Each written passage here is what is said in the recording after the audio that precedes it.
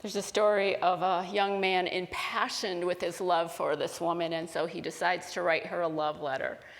And in the love letter, he says, "I would cross the widest ocean just to see your face. I would slay the most ferocious dragon just to hold your hand. I would work 7 days a week just to be able to give you all your heart's desires. P.S. I'll see you on Sunday, unless it rains." I love that little story because that's what we're talking about today is love and how conditional we make it often. We're working with Coot Jackson's book, The Magic of Surrender. This is week 6 of a 7-week program. And if you've been following along with us, you know it's not easy to surrender, to let go of control, to release our need to be right, our need to have things go our way. We live in a commodity-driven world a lot of times, and we've been conditioned to think of love as something we have to earn if we're good enough, if we do right, if we do what other people need, if we follow the rules, maybe we'll be loved. It's often a bartering, some kind of bartering occurs in our minds. Or we want someone to be a certain way in order for us to give them our love. And that's not love. That's a transaction. That's a conditional bartering system. Coot says on page 181, when we mistakenly think love is conditional, we hold it back. We wait to love until someone behaves the way we want, gives us what we need in order to deserve our love. That's not love. That's codependency.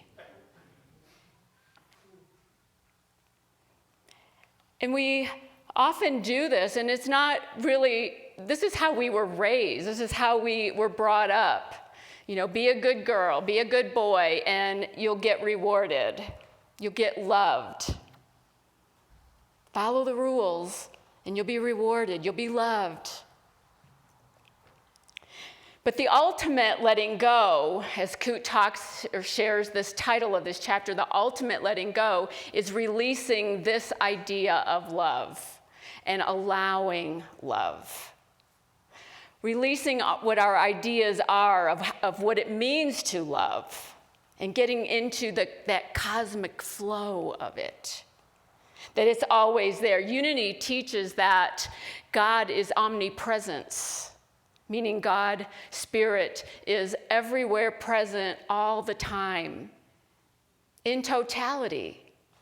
And if we believe God is love, and many of us would describe God or Spirit or divine mind or the universe or whatever you want to call it as love, then love's presence is everywhere, in every situation, in every person, in every circumstance. There is love.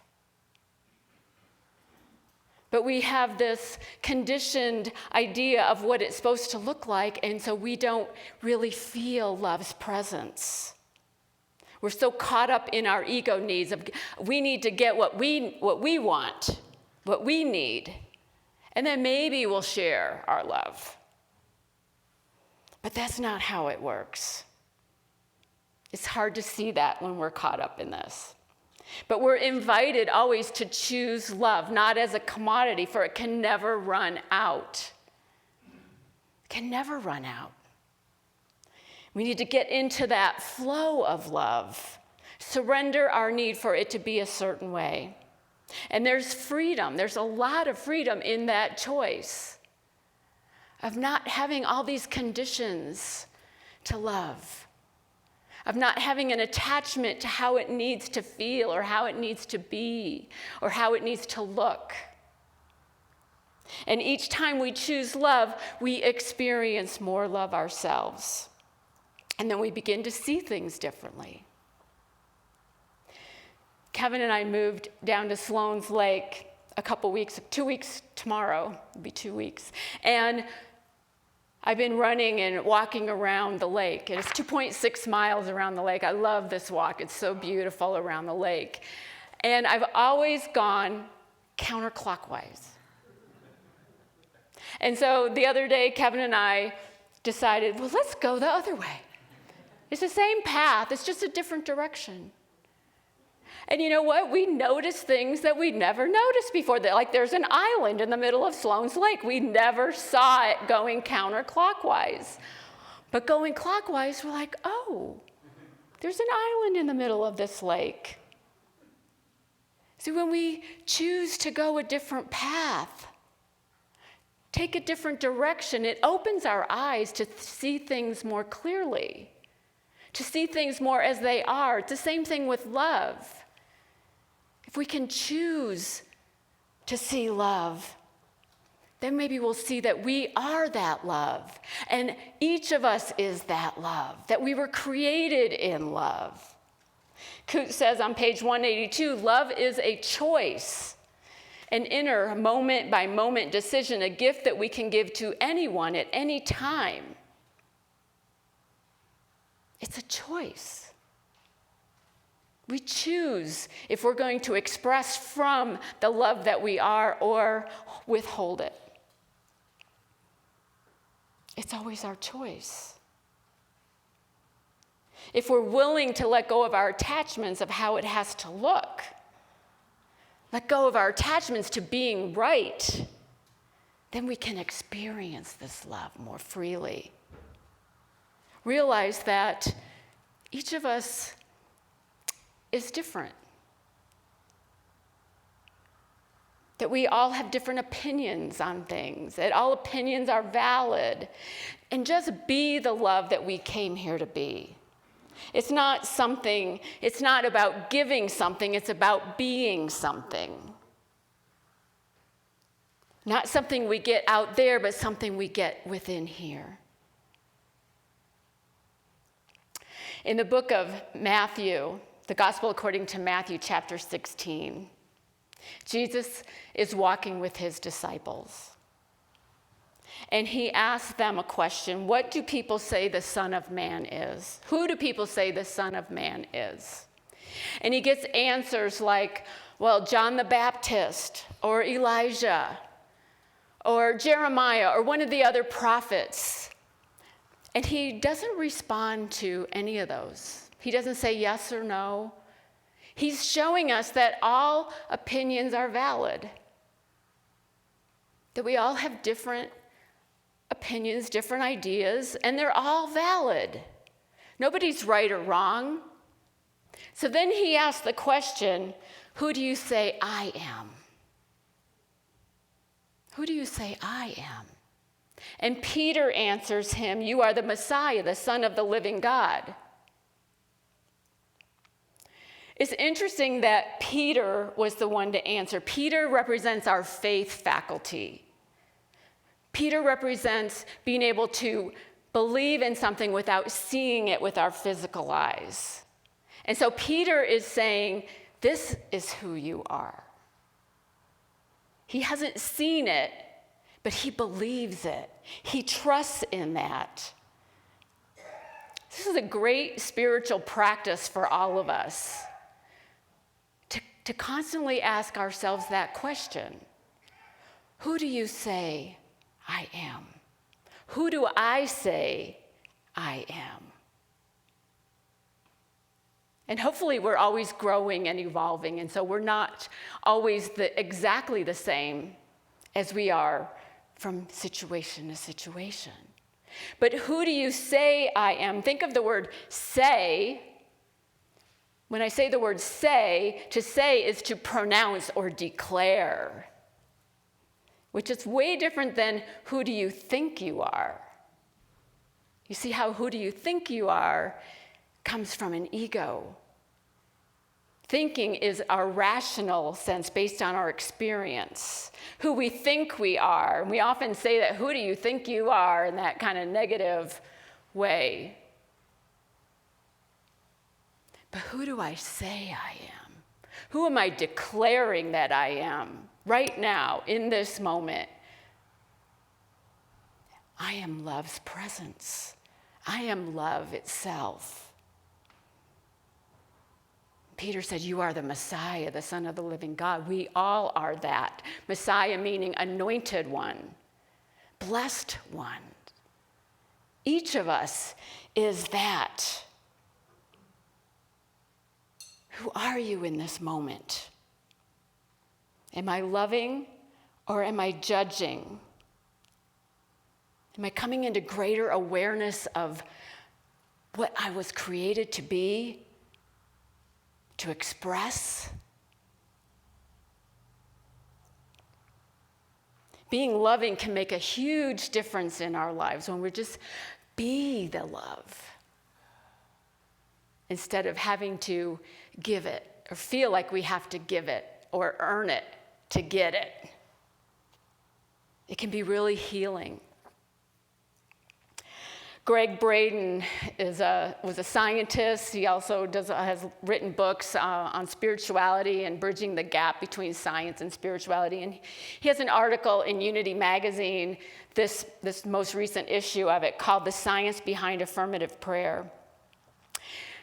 And what is prayer but consciously connecting to love's presence, constantly connecting to spirit? Anytime we consciously connect to that, that is prayer. Often we say, especially in the West, that we do it with words. But Greg Braden was visiting Tibet, and he asked a monk, when we see your prayers on the outside, the mantras, the bells, the gongs, the incense, what's going on inside of you?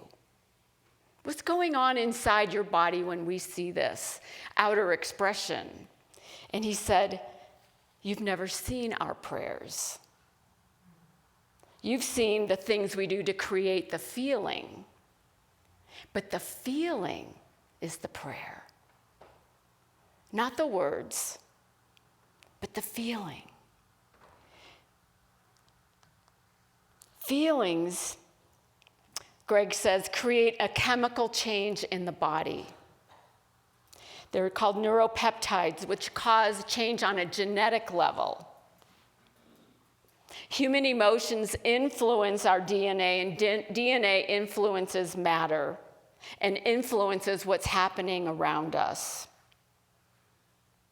If we realize that we can use our feelings, our deep emotions, then we can heal. We can create an environment that we are praying for. We can heal. We can let love flourish. It starts with the feeling of being that love, of being that gratitude, of being.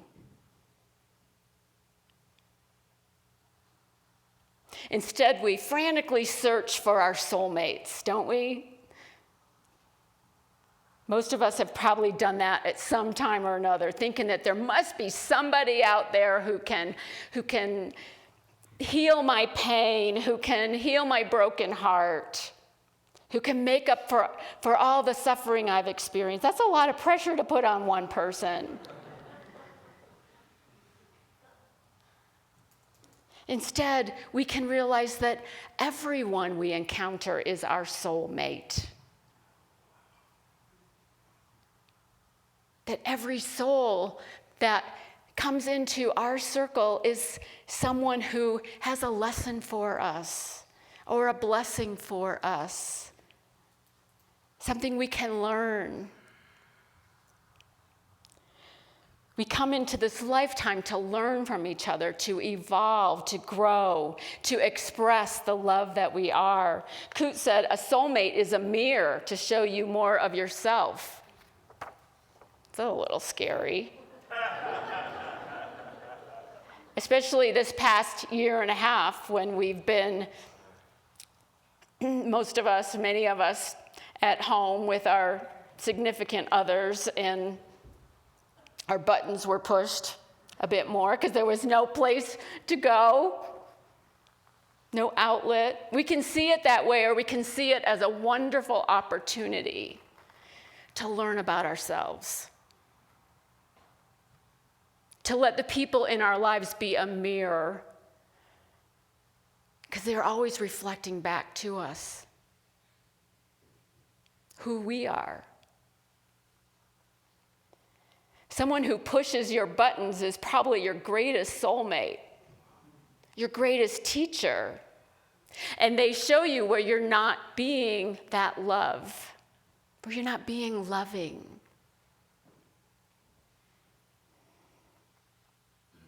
Now, it doesn't mean that all relationships need to stay together for, sometimes some are for a lifetime, some are for a lesson. And when the relationship is over, it maybe could just mean that the lesson has been completed. So many times we want to just hang on, though. We try so hard to love. But I think if we are trying to love, we're saying, I'm going to really try to love you, but even though you're not really worth it. We're judging. When we have to try to love, we're judging instead of just allowing love to flow through us. Instead of being loving towards someone, we try. Oh, I'm going to try. I'm trying really hard to love that person, but I just can't. We're judging them as not being worthy of our love. And so don't try to love, just love. Was that Nike commercial? Just do it. Just do it. Just love.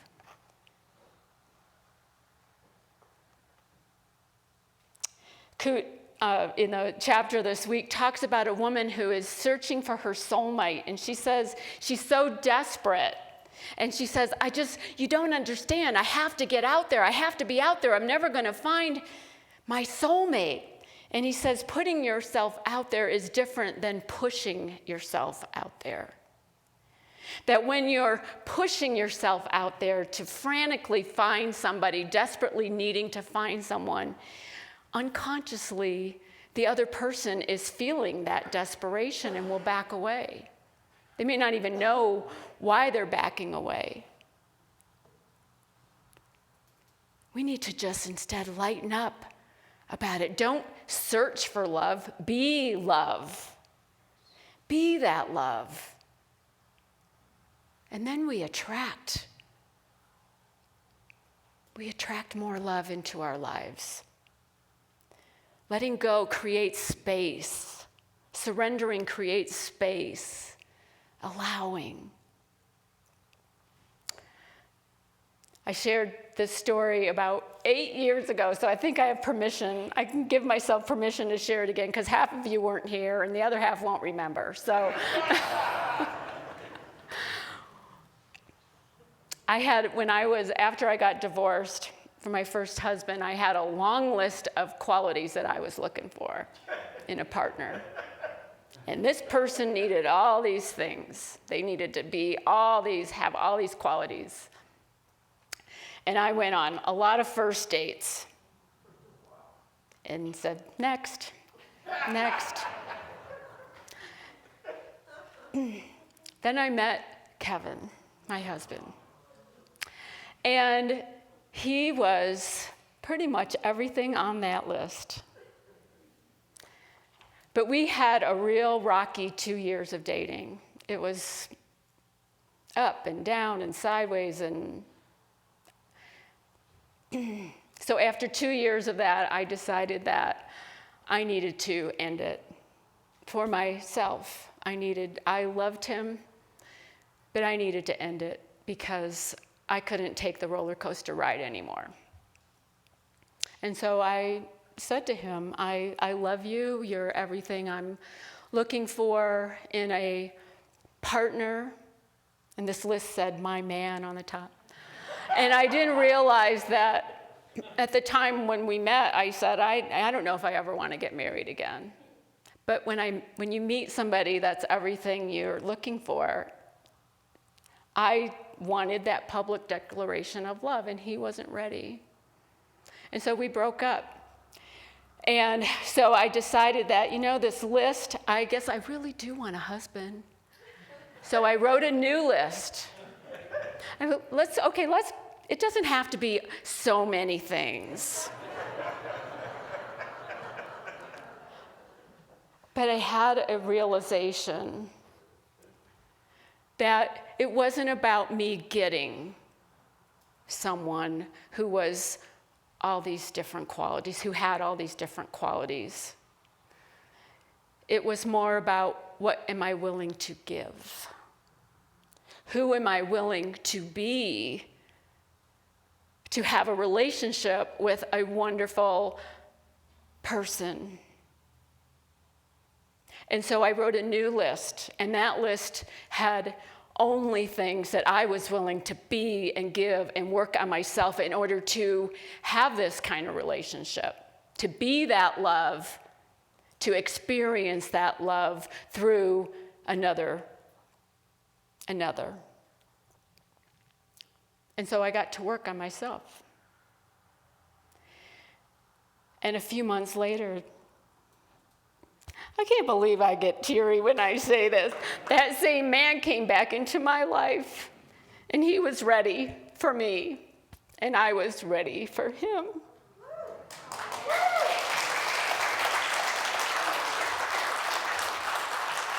And we were engaged just a few months after that. Coots says about this whole thing, on page 205, when you are fixated on finding the one, you aren't being the one. You are waiting, reserving your love to some idealized person in your future. And that's what I was doing until I was willing to be the love I wanted to experience. So who do you say you are? Not who do you think you are. It's a great spiritual practice to ask yourself that question, who do I say I am? Who do I say I am right now? Who do I say I am? I'm in Unity's inaugural Spiritual Directions program right now, and we're building a circle of trust. There's 15 other people in the group with me, and we meet every Tuesday and Thursday night for class, but we are mostly listening to each other and loving each other and honoring each other without needing to fix, without needing to offer advice.